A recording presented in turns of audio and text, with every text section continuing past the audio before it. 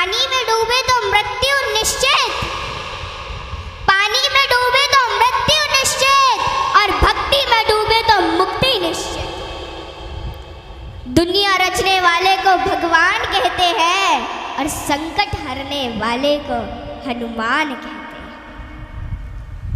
ना किसी को नाराज करके जियो, ना किसी से नाराज होकर के जियो।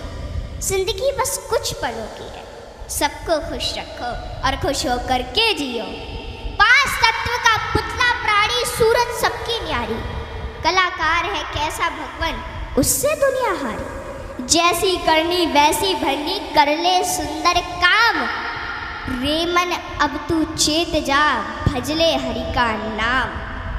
जिंदगी मिली है तो कुछ करके दिखाओ, जिंदगी मिली है तो कुछ करके दिखाओ। वक्त अगर खराब है तो उसे बदल के दिखाओ। मित्र वही जो भीड़ में खोने ना दे, और लक्ष्य वही जो रात में सोने ना दे। जिसकी गति और मति सत्य की होती है, उसका रथ आज भी श्री कृष्ण चलाते हैं।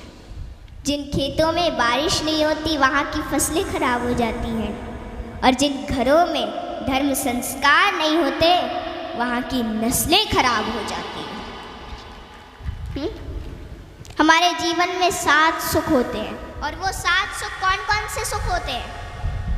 पहला सुख निरोगी काया, दूजा सुख घर में माया, तीसरा सुख कुलवंती नारी, चौथा सुख पुत्र हो आज्ञाकारी, पांचवा सुख स्वदेश में वासा, छठवां सुख राज हो पासा, सातवां सुख संतोषी जीवन, ऐसा हो तो धन्य हो जीवन।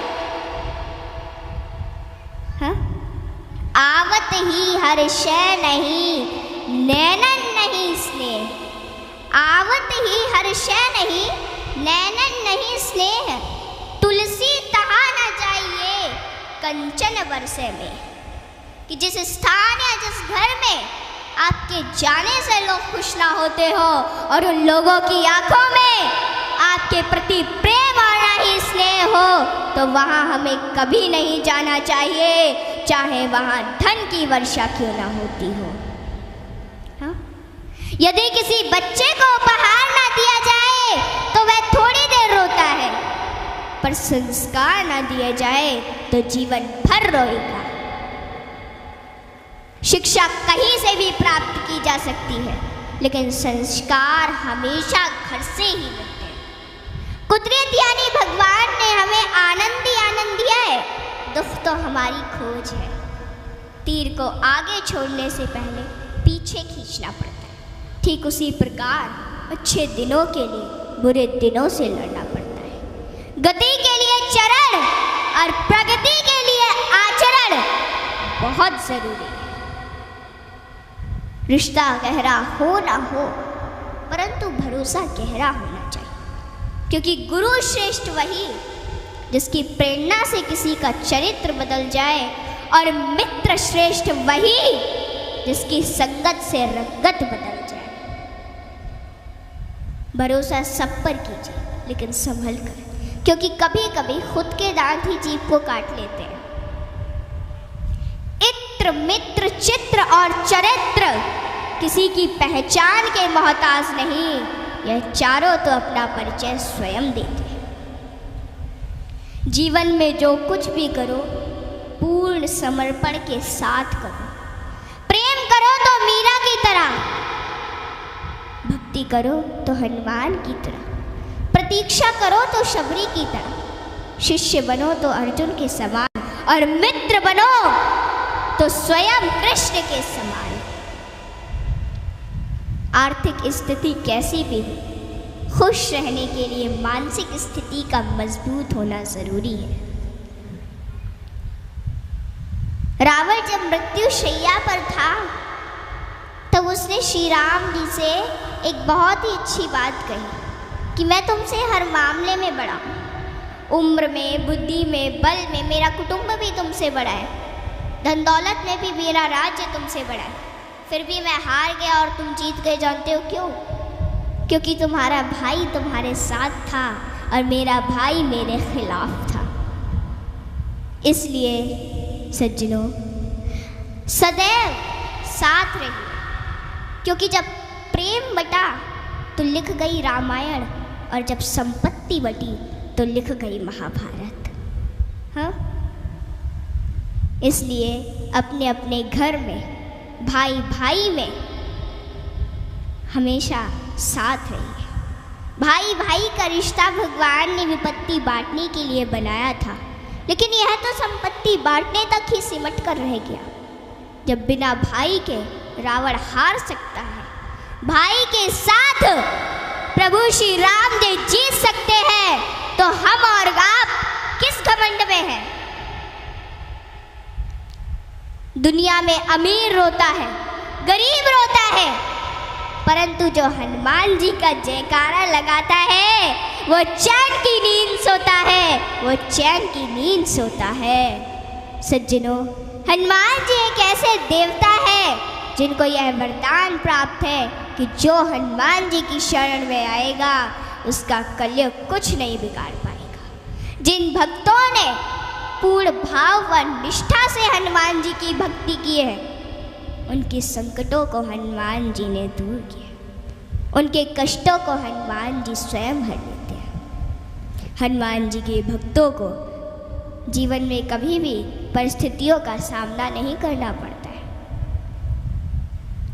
सज्जनों, आज मैं आपको हनुमान जी के कुछ ऐसे प्रसंग बताती हूँ।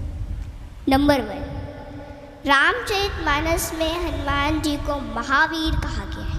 वीर शब्द तो बहुतों के लिए प्रयोग में लाया गया, जैसे भीष्म, भीम, मेघनाद, रावण इत्यादि, परंतु महावीर शब्द मात्र हनुमान जी के लिए प्रयोग में लाया गया है। सज्जनों, रामचरितमानस के अनुसार वीर वो है जो 5 लक्षण से परिपूर्ण: विद्यावीर, धर्मवीर, दानवीर, कर्मवीर और बलवीर। परंतु महावीर वो है जिसने 5 लक्षण के वीर को अपने वश में कर रखा, और राम जी में ये 5 लक्षण थे और हनुमान जी ने अपने वश में कर रखा था। कहते हैं ना कि भगत के वश में है भगवान, और हनुमान जी तो श्री राम जी की परम भक्त है। और रामचरितमानस की यह चौपाई इसे सिद्ध करती है कि सुमिर पवन सुत पावन नामू, अपने बस करी राखे राम। रामचरितमानस में हनुमान जी को महावीर बजरंगी भी कहा गया है। इंद्र के ऐरावत हाथी में 10,000 हाथियों का बल होता है। ऐरावत में कितने 10,000 हाथियों का बल होता है ऐरावत में। दिक्पाल में 10,000 ऐरावत जितना बल होता है, और इंद्र में 10,000 दिक्पाल जितना बल होता है।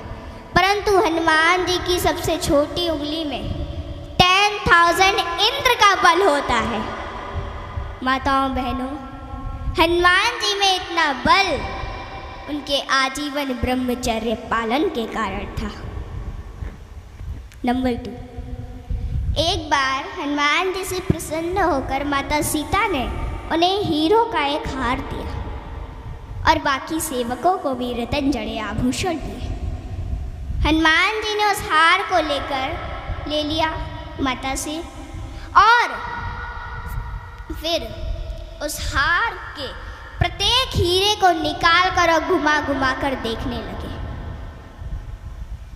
और फिर उन्हें चबा चबा कर जमीन पर फेंकने लगे।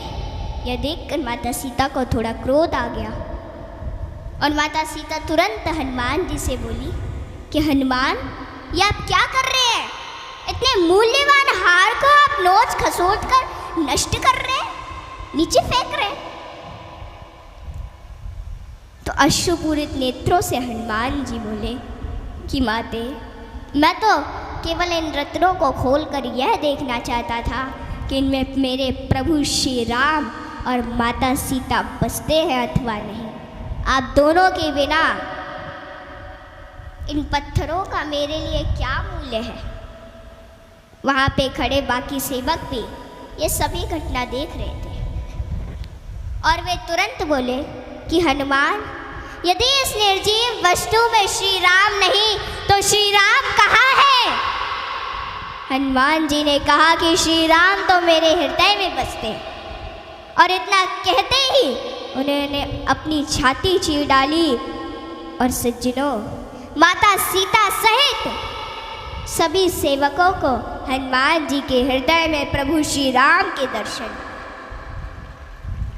माताओं, भगवान हम सभी के हृदय में विद्यमान है, इन्हें कहीं बाहर खोजने की आवश्यकता नहीं है।